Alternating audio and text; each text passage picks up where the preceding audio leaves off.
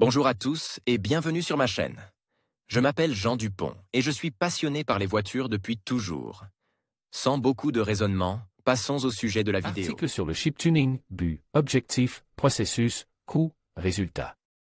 À la fin de l'article, une vidéo intéressante sur le chip tuning du moteur de la voiture.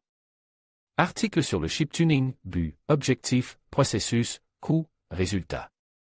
À la fin de l'article, une vidéo intéressante sur le chip tuning du moteur d'une voiture. Tous les conducteurs ont probablement entendu parler du chip tuning plus d'une fois, mais tout le monde ne comprend pas suffisamment l'essence de cette procédure. Dans cet article, nous allons essayer de répondre aux questions les plus brûlantes et de couvrir ce sujet en détail. Le moteur d'une voiture moderne est contrôlé par l'ECU, Electronic Control Unit. Un programme spécial est installé dans cette unité qui affiche tous les paramètres techniques du cœur de la voiture. La reprogrammation, réinstallation de ce programme en vue d'augmenter la puissance nominale et d'améliorer le rendement du moteur est appelée chip tuning. En outre, cette opération, selon le type de voiture diagnostiquée, peut être réalisée selon deux méthodes, sur place en connectant un équipement spécial ou directement en laboratoire. Cette dernière méthode nécessitait le démontage du bloc électronique. Comment s'effectue le chip tuning? Le chip tuning se déroule de la manière suivante: le conducteur se présente au service, où le programme susmentionné est lu sur le bloc à l'aide d'un équipement. Il est ensuite modifié. Une fois la mise à jour terminée, le conducteur est rappelé au service, où on lui installe un micrologiciel entièrement remanié. Il arrive que le micrologiciel nécessaire soit déjà disponible. Dans ce cas, le temps nécessaire à la mise au point de la puce est considérablement réduit. Néanmoins, tout dépend de la complexité de la commande, type de voiture, préférences individuelles du client. Après avoir téléchargé le micrologiciel, le service établit une période de garantie au cours de laquelle le conducteur doit roder la voiture. Pendant la période de rodage, le client peut demander à apporter certaines modifications au programme si la fonctionnalité de la voiture s'est détériorée, ou retirer sa commande avec remboursement. Dans ce dernier cas, le programme est mis à jour et devient le programme d'usine. Si l'entreprise ne respecte pas ces conditions, il est déconseillé de coopérer avec elle. Ajustement du programme. Le processus d'ajustement du programme est considéré comme l'une des étapes les plus difficiles du réglage des puces. Il dépend en grande partie de la nature de la commande et du système utilisé pour la gestion du moteur. En général, le maître effectue des modifications de calibrage en tenant compte des souhaits du client. Il calcule ensuite les sommes de contrôle. S'il existe déjà dans la base de données des calibrations qui conviennent à votre voiture, elles sont simplement exportées vers le logiciel. D'ailleurs, ces procédures sont effectuées sans votre participation. La seule exception est lorsqu'un réglage plus précis est nécessaire, par exemple, si la voiture est équipée d'un moteur turbocompresse. Ou si des modifications stage 2 ou 3 sont disponibles. Dans ce cas, le technicien fait rouler la voiture avec le client, l'ordinateur recueille les informations nécessaires à la mise au point ultérieure. À cette fin, une sonde lambda est installée dans le collecteur, qui analyse le mélange de carburant dans les différents modes de fonctionnement du moteur. Tâche du réglage de la puce. Certains pensent que la tâche la plus importante du chip tuning est d'augmenter la puissance du moteur. Mais ce n'est pas tout à fait vrai, car cette procédure permet de modifier de nombreux autres paramètres qui affecteront sans aucun doute l'efficacité de la voiture. Si, par exemple, l'automobiliste n'aime pas trop rouler vite, le chip tuner doit s'efforcer d'augmenter l'élasticité et la dynamique du moteur de manière à ce que la consommation de carburant reste inchangée ou diminue.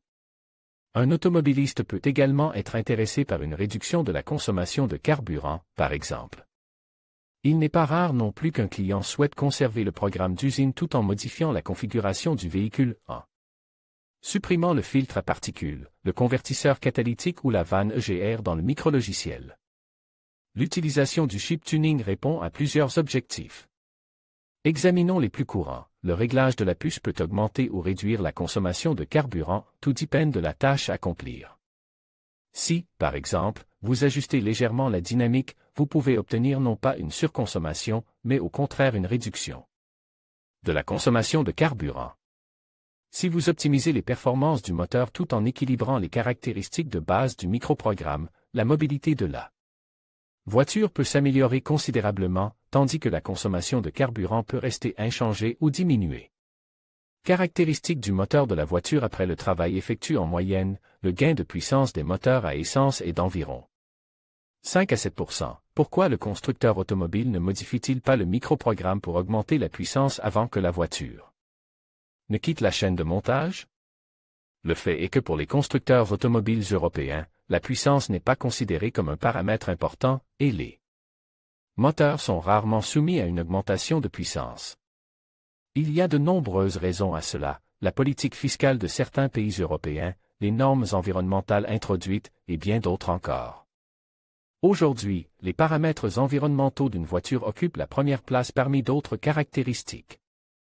Par conséquent, pour que la voiture réponde aux normes établies, le constructeur doit réduire à la fois la puissance et l'économie. Mais il arrive qu'une erreur banale soit à l'origine de la maladie de la voiture.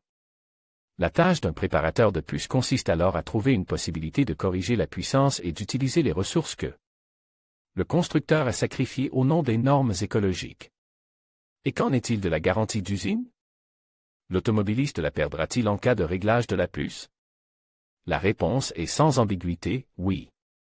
Si vous tombez sur un chiptuner qui met le moteur hors d'usage, il est peu probable que quelqu'un veuille le réparer ou le payer à ses frais. Ainsi, la majorité des régleurs de puces assurent que le travail et ses résultats passent pratiquement inaperçus, car les microprogrammes sont créés sur la base des programmes d'usine.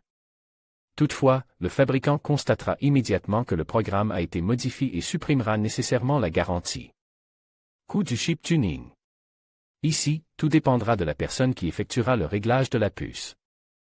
Si vous vous adressez à des garagistes, on vous demandera en moyenne à partir de 1000 roubles. Alors que la gamme de prix des entreprises plus sérieuses commence à 7000 pour un moteur atmosphérique d'un volume de 1,6 litres. Jusqu'à 30 000 roubles pour un moteur de plusieurs litres. Par ailleurs, les spécialistes de l'entreprise élaborent en toute indépendance un programme individuel adapté à votre voiture. Il est intéressant de noter que certains conducteurs, qui ont soumis leur cheval de fer à un réglage de puce, ressentent une sorte d'effet placebo. En d'autres termes, même avec des paramètres inchangés, le propriétaire de la voiture peut ressentir une augmentation sensible de la puissance. En même temps, il ne remarque absolument pas qu'il a simplement commencé à appuyer davantage sur l'accélérateur. C'est pourquoi, afin d'éviter tout soupçon, les entreprises disposent de supports spéciaux qui permettent d'éliminer les caractéristiques techniques. Des équipements plus coûteux permettent d'effectuer le travail même avec des versions à traction intégrale. Des ventilateurs sont installés pour protéger le moteur d'une éventuelle surchauffe. En général, au cours de la procédure d'écaillage, on commence par diagnostiquer les défauts de la voiture. Ensuite, les spécialistes suppriment la caractéristique de vitesse et le programme original de l'écu et sauvegarde. En cas de réclamation du conducteur sur la qualité du réglage de la puce, le micrologiciel standard est remis à sa place dans les 2 semaines qui suivent. L'argent est également remboursé. Cette attitude à l'égard des clients permet de déterminer le sérieux de l'entreprise et s'il convient de lui faire confiance. Il existe également des moyens de procéder au réglage des puces sans intervention directe dans le programme d'origine, notamment à l'aide de boîtiers de réglage. Ces équipements simulent le signal, par exemple, entre le contrôleur et les injecteurs. Dans ce cas, aucune modification n'est apportée au groupe motopropulseur. Cependant, ces boîtiers sont généralement conçus pour les voitures diesel afin d'augmenter l'économie et la puissance. De plus, ils peuvent être retirés à tout moment et utilisés sur une autre voiture. Ainsi, les doutes concernant l'opportunité du chip tuning sont plus ou moins dissipés. On peut affirmer sans risque que cette procédure permet d'améliorer réellement les performances de la voiture. L'essentiel est de ne pas se laisser séduire par des prix trop bas et de ne pas faire confiance à toutes sortes de « Goremaster ». Vidéo sur le réglage de la puce du moteur.